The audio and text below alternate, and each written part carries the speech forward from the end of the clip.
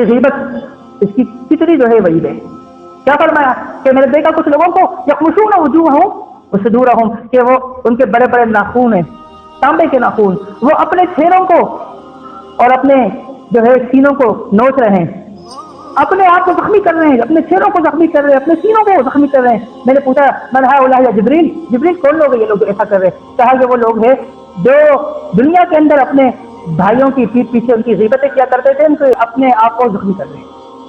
ان کو دکھایا گیا کہ یہ غیبت ہر وقت نماز پڑھیے السلام علیکم ورحمۃ اللہ، السلام علیکم ورحمۃ اللہ، ساتھ بیٹھا ہوا اس سے غیبت شروع ہوگی. اور بھائی کیا فائدہ آپ کی نماز پڑھنے کا؟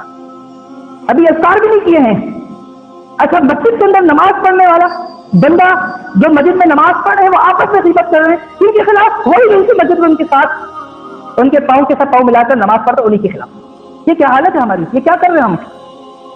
ان الصلاۃ تنہی عن الفحشاء والمنکر، اس نماز سے تو مجھے غیبت، چوری، جھوٹ، سود اور جتنے بھی کبیرہ گناہ ہیں، صغیرہ گناہ ہیں، ان کو چھوڑ دینا تھا. یہ نماز رکاوٹ بننی تھی میرے ان گناہوں کو درمیان، لیکن میں کیا کر رہا ہوں؟ جو میری نماز وہ نماز نہیں ہے.